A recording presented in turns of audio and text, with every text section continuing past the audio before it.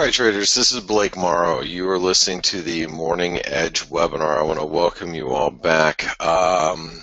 And happy Tuesday to you. Tuesday, turnaround Tuesday. Looks like we are getting a bit of a turnaround. Let's really quick, let me grab my my bias chart and pull that up, and let's do something really fast. I just noticed something. Let's go over to the E-mini futures. Let's go over to an intraday chart. This is 5 minutes. By the way, if you're using the MB Desktop Pro charts, they are still kind of screwed up. I don't know. I haven't heard anything about a fix. I know that they're obviously very aware of it. It apparently is a big issue because they haven't been able to fix it yet. So just letting you guys know. I'm sure they're aware of it, but I noticed that we had this little double top here, and in the futures, which is interesting. Okay, to pay kind of close attention to that today. All right. Anyway, let's get started on our analysis. So the euro dollar. Apparently I draw, eat, drop, I can't, Blake and no English. I didn't draw this correctly yesterday. I mean, I did, I guess I drew support correctly because obviously support is, what's been holding here really well. Here, let's take like a 5-minute chart, and you can see how well support has really been holding in the euro dollar. And this, I thought we were developing a triangle, and apparently we're not. Okay, we're not. But the 38% retracement is holding in the euro dollar, and I've still got a little long in the euro. I'm down 23 pips, and I'm just sitting in it. Same position I've had since yesterday. This 38% retracement is holding, and that's important because there's a breakout point. You guys, know on the, well, let's go over here on the 4-hour chart. You can see on the 4-hour chart where we have this breakout point that's still holding. And matter of fact, you could probably say, well, isn't this holding? And that is. Okay, there's your 38% retracement. Now, if we want to see the downside taken off the euro dollar at this point, we're going to have to break through this upper trend line here because we might just be building a wedge. Now, this is a bearish wedge. It's bearish when you have a consistent low, lower highs. It tends to break lower. However, it's coming out of a flag, so or a pennant. So this theoretically could be, it could still break higher pretty easily, and I don't see why not, based on the huge move that we had. So as long as the 38% retracement still holds, which is, I'm going to write down, what's the high right there? 110.67. I'm going to write down 110.65. I know we have 110.70 as the 38% retracement, but this is basically the breakout point. That's a pretty strong support as far as I'm concerned. All right. Really strong support as far as I'm concerned. If that continues to hold, the risk is that we come back here and break, the upper, end. Here, let's just make sure we have that drawn.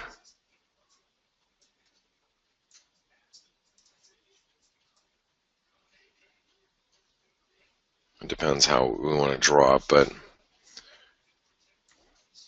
that spike high over here, and these spike highs are probably a pretty big deal. So that's 111.35, basically. We break above 111.35. That's probably going to signal to us that we're, about ready to resume back towards the upper end of that. The upper end of that range. If we can break through here, we might head back over to 112. Okay. All right. The thing about the euro, I guess, that we should note here is it's tightening. It's definitely tightening. All right. Let's take a look at the cable.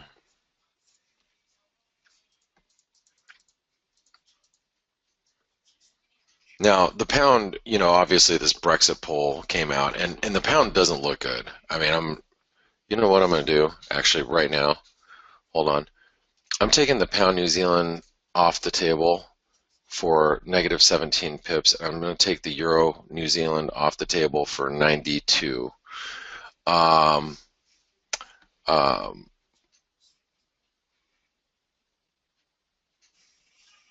so I just took my euro pound and euro New Zealand and pound New Zealand off the table. Here's the thing. I mean, look at the cable. Look at how bearish that looks. That's scary to me. All right, being long the pound. It sucks because I had like 100 pip gain in the pound New Zealand. And the pound New Zealand, just so you all know, when I trade the pound New Zealand is all about making like 5, 7, 800 pips. And I can risk 200 pips, okay, and 250 pips, and not even be worried about it as far as the pound New Zealand. I'm just a little worried because I think that the pound looks like crap. And so, you know, if I'm going to take a, you know, 17 pip loss or whatever I just took, it's no big deal. To me, it's fine. I can re-enter if we get above 215. I'm just more scared that the pound looks like garbage. I mean, look at the cable.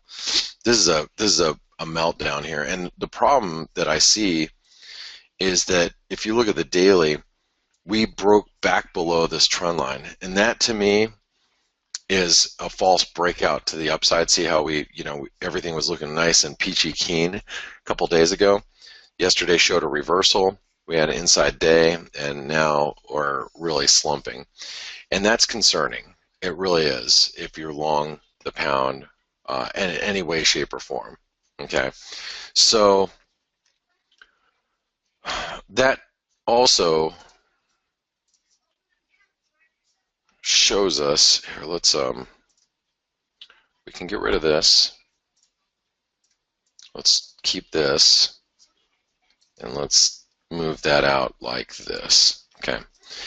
Now, any rally from where we're currently at up to 143 is going to be a selling opportunity. Okay. If we get a rally back to 143, there's going to be all sorts of sellers up there. Now, I don't know if we're necessarily going to get back there, but I'm just saying if we do, 143 is going to be the place to do it. Now, you might get stopped short because this is 142.50. That's support. So we might not even make it up there. 142.50. That'll be resistance, and probably good resistance today. So just as I thought we were going to turn bullish coming out of this, range, it looks like we're probably just going to stay in a range. And unfortunately, the range isn't going to be up here to the mid 40s, 140s down, lower. The range might actually be from this 144 down to 139. I mean, that's entirely possible. Let's figure out where support is here. So if you take the low to the high, 50% retracement comes in, and you can see a lot of support here. Here, let me get rid of this. Actually, we can take this one. We're trying to reduce some of the lines that we have on the chart. 141.30.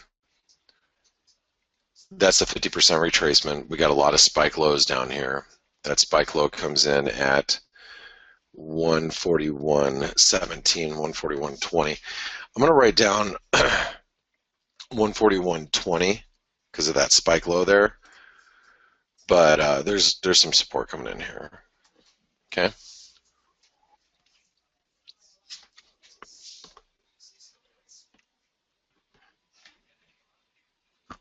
Let's go over the Swissy. Yeah, we do have the UK budget tomorrow, and we also have the Bank of England on Thursday. So the rate decision, we have Super Thursday. I have no pound exposure right now, just so you all know. None. No cable exposure. All right, that's it. My pound New Zealand was it. I took a little bit of a, less than 20 pip loss. Good with it. I'm good with it. Okay. Let's go over to the Swissy.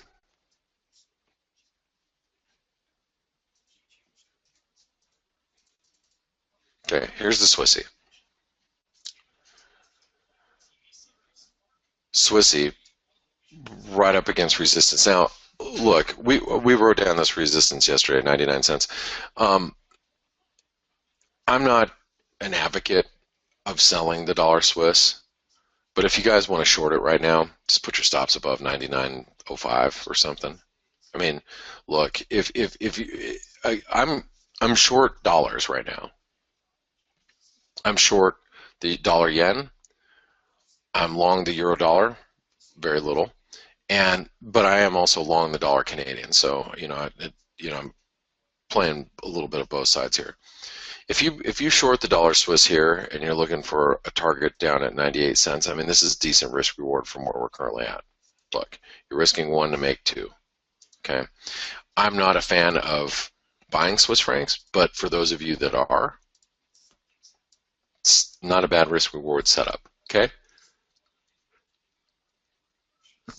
99 cents is resistance, support at 98. That's it.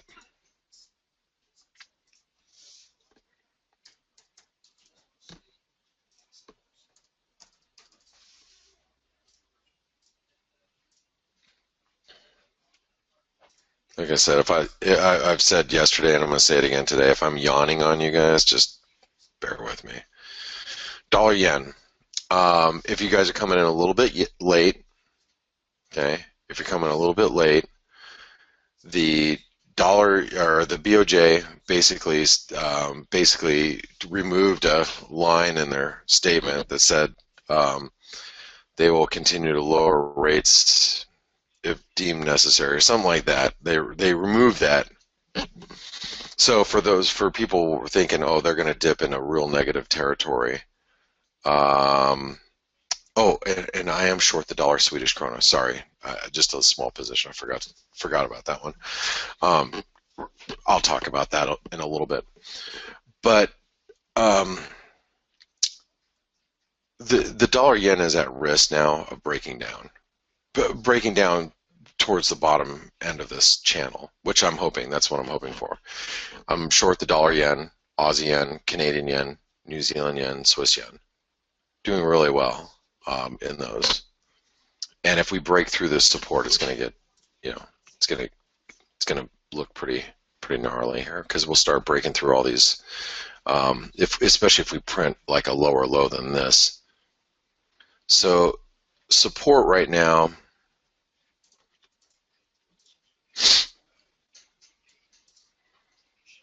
I'm going to write down support being whatever the spike low is here. 112.60. Okay. 112.60. Major support. If that breaks, we're going back to 111, to the low end of this range. Okay, now any rally back up to 113.50, there will be sellers, without a doubt, because you have this spike high here, you got the low here. People are like, oh God, I didn't get a chance to get out of my dollar yen earlier. They're going to want out. So any move up to 113.50 has to be looked at as an opportunity to short the dollar yen, in my opinion. Ziggy says, by the way, the chart problem in Wise Trade or in Lightwave might be due to the CME issues. My Thinkorswim charts for some items is also messed up. Yeah, I don't know. It's not the CME. It can't be just the CME because our charts are screwed up with equities and with FX, which is, taking interbank data, not necessarily Chicago Mercantile Exchange data, but I'm sure that's probably throwing a little bit of a pickle in, in some of the other things. So I think it's more of an issue with it's obviously with the time change,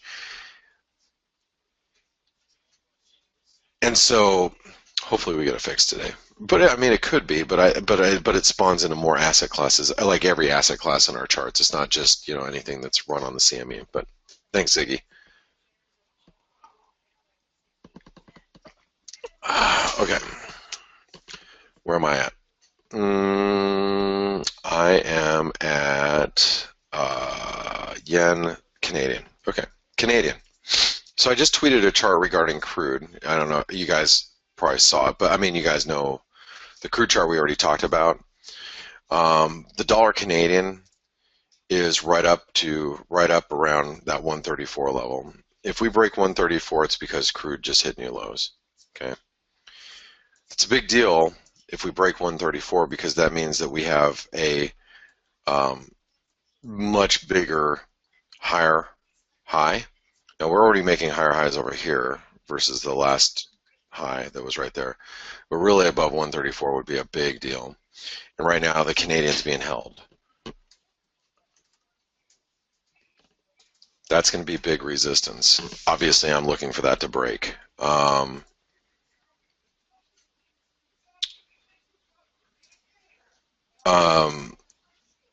Now you're probably wondering, well, where's a good place to buy the dollar Canadian? If you get any dip back down to 133, that's got to be that right there is a great place to be a buyer. Okay, if you can get it. I don't know if you're going to be able to get that today. Here, let's do this, and I know my hourly candles are going to screw up. See how you get the double candle right there. See that 133 is the 38% retracement too. Okay, so that means that is going to be a great place to be on the long side if you can get it. 133.10. Okay. If you can get long down here on the dollar Canadian down at 133, that's the place to do it. That right there would be a really nice trade today, if you can get it. If we get down to 133.10, actually, you know what? I'm going to put in a bid right now. I've contemplated taking the Euro Canadian off the table, but I'm going to stick with that one. And my Canadian yen, sticking with that too. I'm going to put in a bid on the dollar Canadian at 133.10, just so you guys know. New order.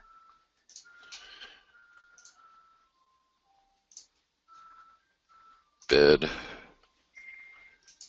that amount.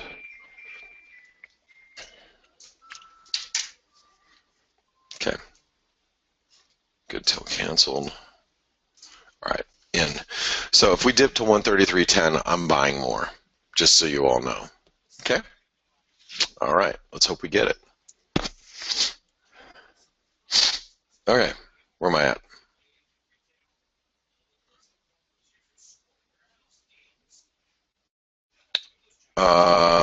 Kiwi.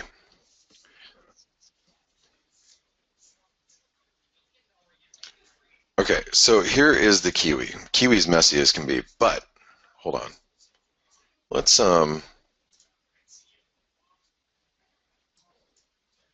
don't want to delete everything because I don't want to have to redraw everything. Let's get rid of that for a second. Let's get rid of this. Let's get rid of that. Let's get rid of that. Okay? We're going to get rid of that too.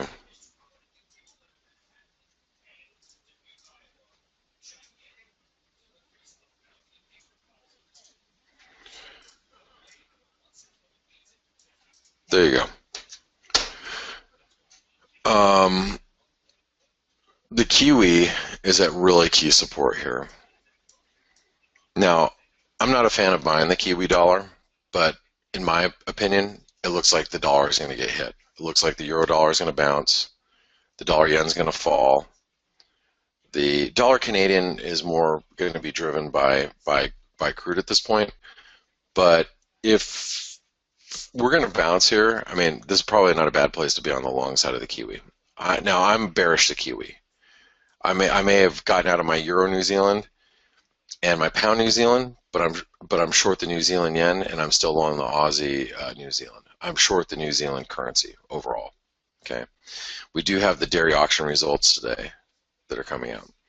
If we break 66.20, this thing is toast. Okay.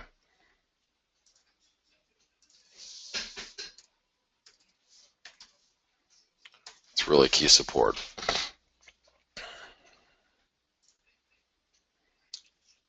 Resistance.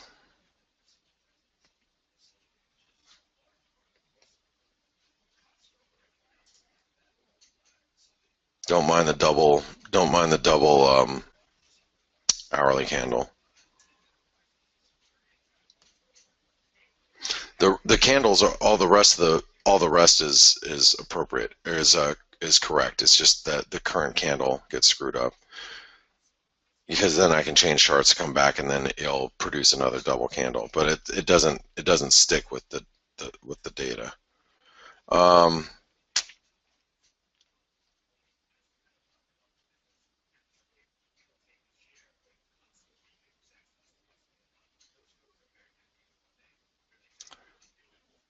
This is actually pretty important resistance. I say that because it's a lot of congestion through here. You see that? Highs held, that held as support, that held as resistance. This is a really big deal right here. Right here.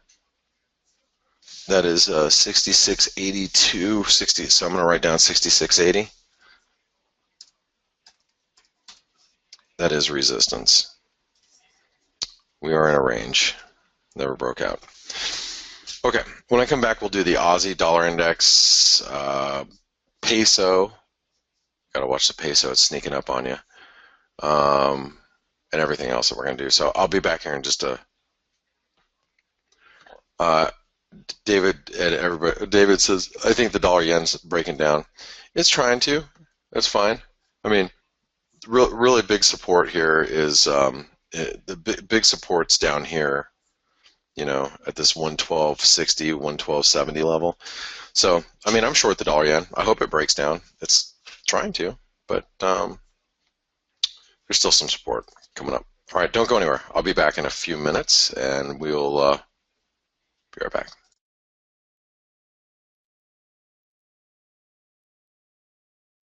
All right, traders, this is Blake Morrow. You were listening to the Morning Edge webinar. I want to welcome you all back. Let's go ahead and get into the Aussie dollar. As you can see, the Aussie is underperforming the Kiwi a little bit here, and wow, the dollar yen is still continuing to break lower, which is good. Let's see,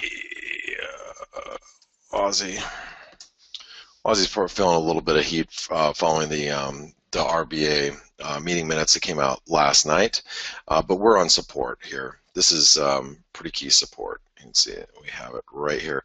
Now, should we break?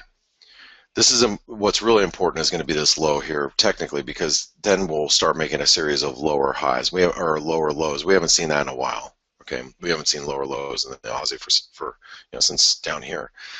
So 74.30 will be pretty important support today. All right, we're sitting on support right now, and if you want to get long the Aussie, you can do that. But 74.30. That'll be pretty important support. Okay, resistance now. You have to imagine there are people that are stuck long the Aussie. Now it started off with over the weekend we had Chinese industrial production numbers that came in weaker than expected. We gapped lower, and we've been basically gapping lower and coming down since then. And you probably have people that are stuck long from the weekend. They're like, God, when can I get the hell out of this thing? So my opinion is any bounce up to here is going to find sellers. Okay. So if you go over to an hourly chart, again, forget the double hourly thing. Any move up to here, 75. Let's call it 75. That's 17. 75. 15. The people are gonna try to get out because they're stuck long from the weekend. They're gonna get out on any rally because we really haven't seen a rally since then. So I'm gonna write down 75.15 as resistance. Okay. Now we've been bullish, and the thing about the Aussie is it's still bullish, I think, while we're above this channel resistance. But the thing is this is a big deal now. This is obviously a very, very big deal. Okay, that's really key resistance now. But this is also going to be key support. I think we're, you know, bullish coming out of here, but we can pull back some more. There's still more room to pull back if we need to, and we can. Okay. So there's the Aussie. All right, let's go over to the dollar index.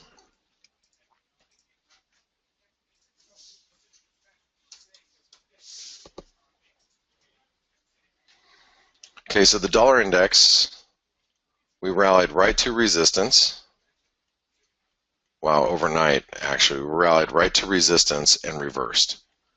We drew that out yesterday, right? At 96.85. Bingo.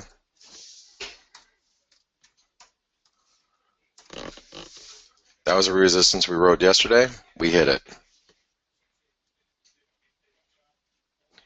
Creso says, shoot, I forgot the time change. Just logged in and missed the analysis. Hello, Blake. Yeah, that'll happen for the next 2 weeks. I know if you guys live in Europe. What, you know, the stupidest thing? Well, first of all, I think time change is an antiquated, ridiculous thing that we still abide by. Now, I know daylight savings time was originally, you know, incorporated because of farming and whatnot, but it's stupid. It's it's stupid. But what's really even worse than that, and I'm not a fan of time change because I live in Arizona. My clocks never change. We're one of those rare places that, you know, I never change my clocks. So if you ever ask me about time change, I'm like the worst person to ask about time change because I grew up never changing clocks. Like everybody else is always, you know, spring back, fall forward, you know, whatever it is. Everybody else is screwed up. But what's even worse about that is when our continent and Europe or the rest of the world don't change times at the same time, like we have a 2-week gap, that makes it even worse. That happened, what, 10 years ago or so? It's so stupid. It's ridiculous. Anyway, yeah. So, all right. Nick says if you didn't put clocks back for the winter, kids in northern states would be going to school in the dark. So what? Who cares? There's just as many creepy people now as there were creepy people back then. I get the arguments on both sides. I just think it's stupid. I really do. Anyway, okay, where's support on the dollar? I guess support's all the way down here. But the thing is, I don't think we're going to get down here today. So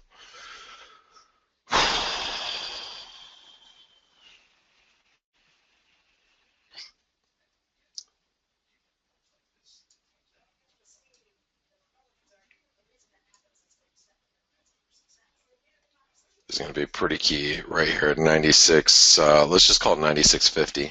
Okay. That should hold today. But hey, here's the other thing. We have a ton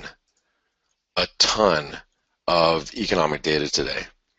Producer prices, retail sales, Empire State Manufacturing, ton of stuff coming out in like 20 minutes. So we could actually breach one of these two levels following the data. Okay.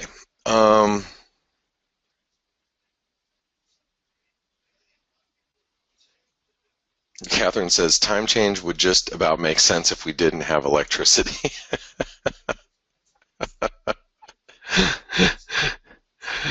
Okay, anyway, whatever. All I know is it's a pain in my ass and it's a pain in your arse too. Arse, I meant to say arse. Let's go look at the peso. So watch out for the peso. Peso's starting to creep higher, guys. This is in my opinion, a show of some risk aversion here. So if we break above 18, you know, that's going to trip some stops, in my opinion. Okay. Support has been down at the 618. We haven't even gotten close to that. So now I would say support is 1760. Okay, so just watch the peso. If the peso breaks higher, that probably means that that stocks are about ready to push lower too. So support 1760, resistance 18.00.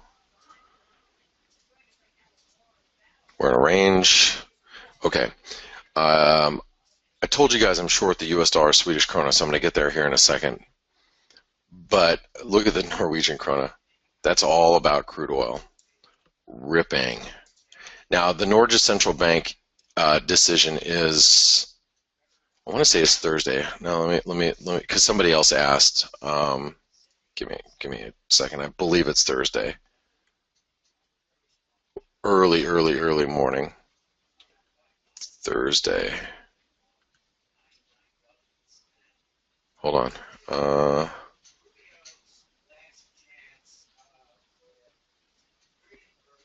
Yeah, it is Thursday. Thursday morning at 2 o'clock in the morning for me, so I will not be awake. But that's going to be key resistance, 860. Support is obviously 840. We're not getting down there today. But here, let's just delete that. I actually wouldn't mind being short the US dollar Norwegian krona at 860, I think. I'm just going to write this down.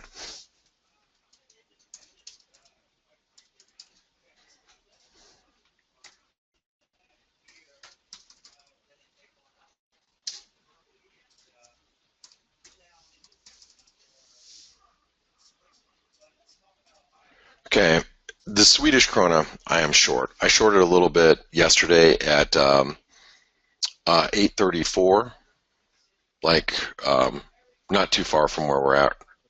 But my 2 cents is if the euro dollar bounces, the US dollar Swedish krona is going to break down. This is really key support. We're on. We're basically there. What's the low? 831.42. I mean, I'm just going to write down 831. If we break that,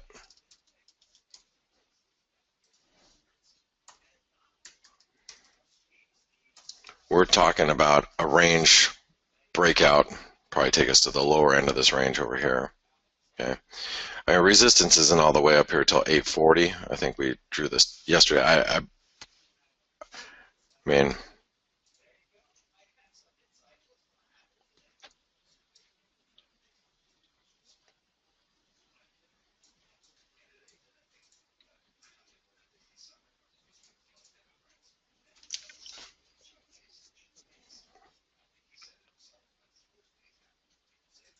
it's still 840 is still resistance, but I don't think we're going to get up there today. I mean, we could, following the data, but all right. We're in a range, but we're threatening to break down here in the Swedish krona. That's why it's getting back on our radar. Okay, there is your bias chart. It is done. Finito. This dollar yen is weak, guys.